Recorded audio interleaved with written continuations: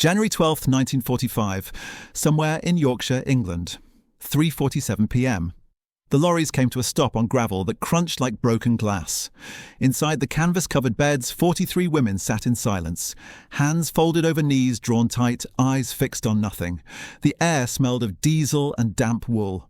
Outside, boots moved in formation, deliberate, measured, the sound of authority approaching. One woman began to pray in German, her voice a whisper that dissolved into the cold. Then came the knock. Not a blow, a knock. A British voice muffled through canvas. "Cover your eyes, please." They braced for shouting. The first word they heard was please.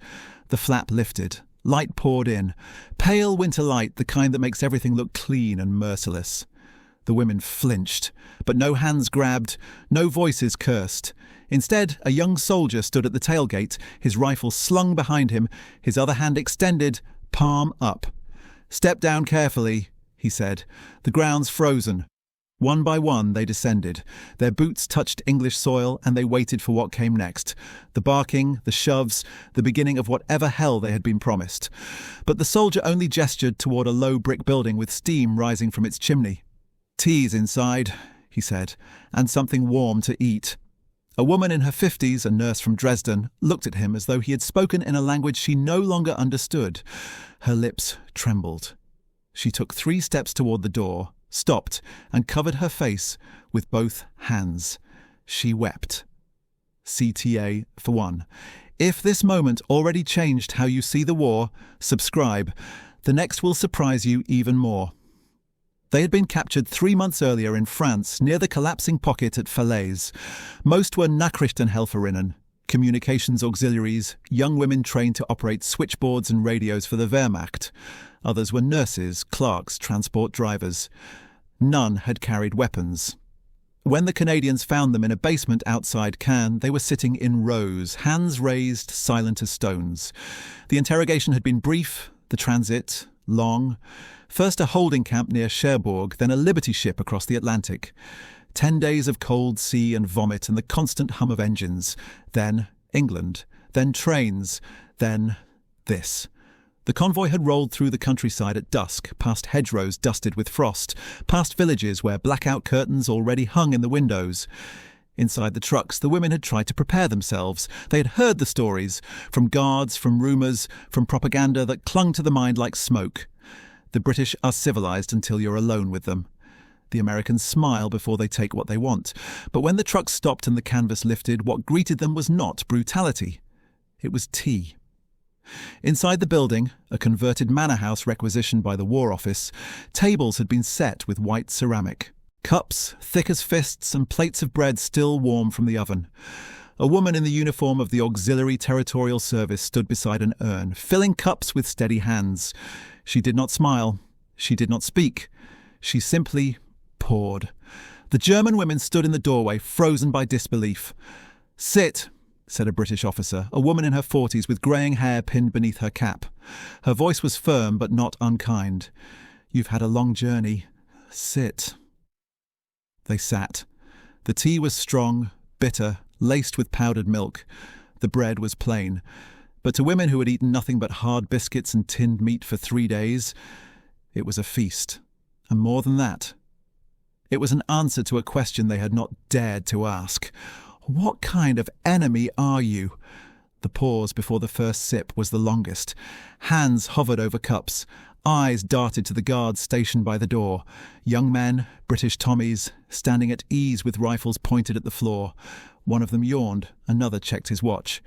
Then the nurse from Dresden lifted her cup, drank, and closed her eyes. Around the table, the others followed. From the diary of Margaret K., age 22, Berlin.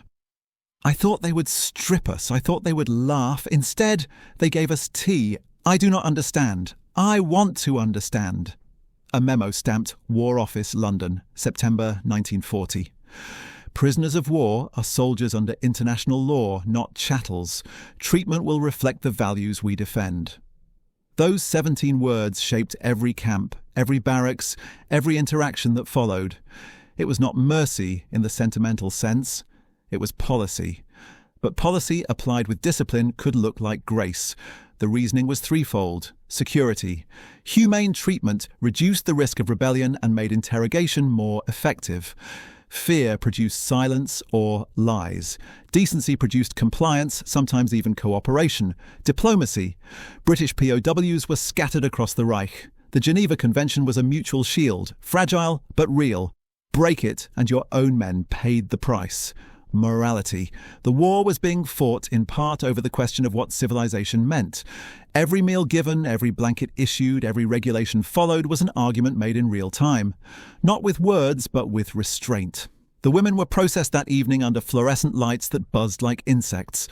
They stood in lines, answered questions in halting English or through translators, and were issued identity cards with their photographs stapled to the corner. No one shouted, no one struck. The questions were procedural: name, rank, unit, date of capture, medical history, next of kin. When asked if they had been harmed during transit, most said no. When asked if they required medical attention, a few raised their hands. A British doctor, a woman in her 60s with silver hair and a stethoscope slung around her neck like a scarf, examined them one by one in a partitioned corner of the room. She listened to lungs, checked teeth, dressed blisters, and prescribed rest. She did not speak much, but her hands were gentle, and when one woman began to cry, from exhaustion, from relief, from confusion, the doctor handed her a clean handkerchief and waited until she was ready to continue. The barracks were Nissen huts, half-cylinders of corrugated steel lined with wooden bunks and thin mattresses stuffed with straw. Each woman was given 2 wool blankets, a pillow, and a metal locker for personal effects. The floors were swept. The windows, though barred, were clean. A coal stove sat in the centre of the room, already lit, radiating warmth. It was not comfort, but it was order. And order, after months of chaos, felt like a kind of salvation. The first night no one slept deeply. They lay in the dark, listening to the wind scrape across the roof, to the footsteps of guards outside, to the muffled sobs of the woman in the bunk nearest the door. Some prayed, some stared at the ceiling, some replayed the day in their minds, searching for the trap they were certain must be hidden somewhere. But morning came without incident. At 6 a.m, a bell rang. The women rose, dressed, and filed into the washroom, a concrete building with rows of sinks and cold water taps. They washed their faces, combed their hair, and returned to the barracks to find breakfast waiting. Porridge, toast, margarine, and tea. Again, no one shouted, no one struck. The pattern held. By the end of the first week, the fear had not disappeared, but it had changed. It was no longer the acute terror of violence. It was the deeper, quieter fear of cognitive dissonance. This is not what we were told. The propaganda had been clear. The British were decadent, weak, controlled by Jews and Bolsheviks, incapable of honour.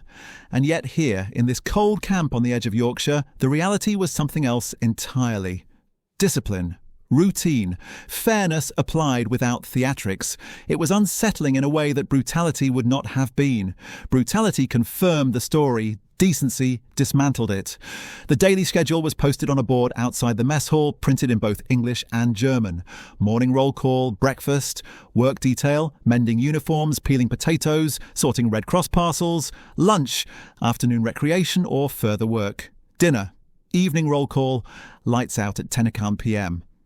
The work was tedious, but not cruel. No one was beaten for moving slowly. No one was denied food for asking questions.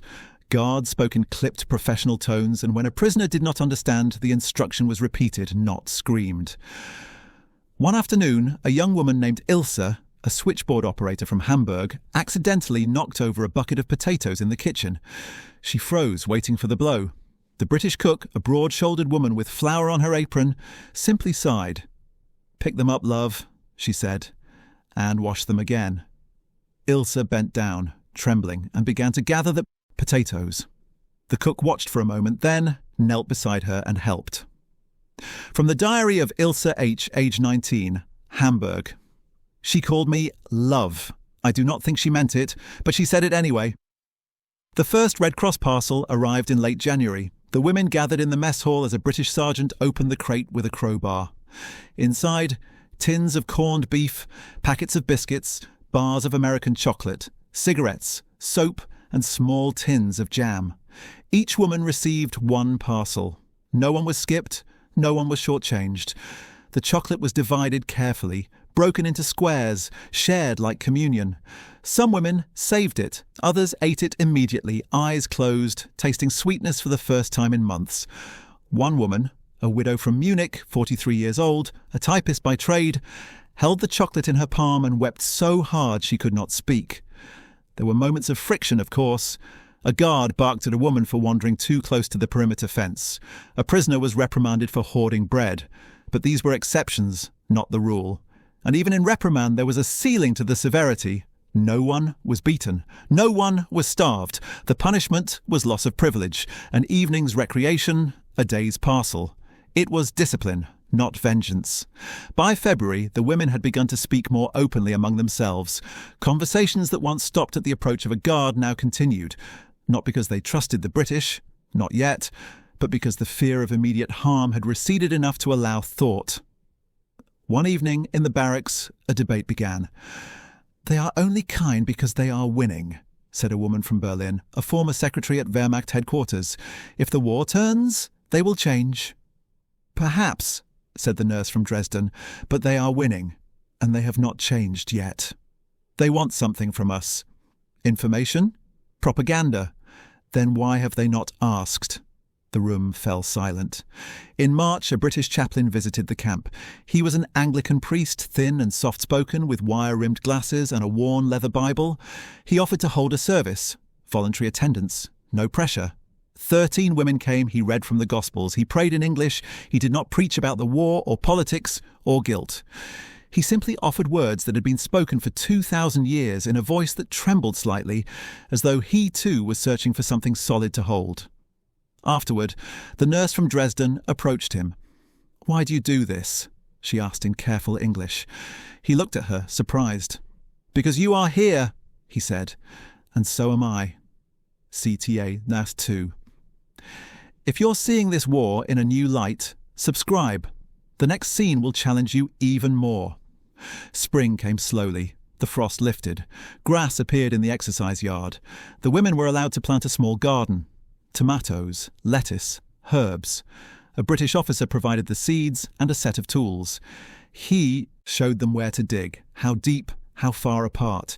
He did not stay to supervise, he trusted them to do the work. The garden grew. There was a birthday in April. A woman named Frieda, a nurse from Stuttgart, turned 25. The other prisoners pooled their resources. A tin of jam, a saved chocolate bar, a piece of lace ribbon salvaged from a torn uniform. They sang "Happy Birthday" in German, quietly, in the barracks after lights out. A guard passing by on patrol heard the song. He paused, listened, and moved on. The next morning, a small cake appeared on the breakfast table. Plain sponge, no frosting, but real.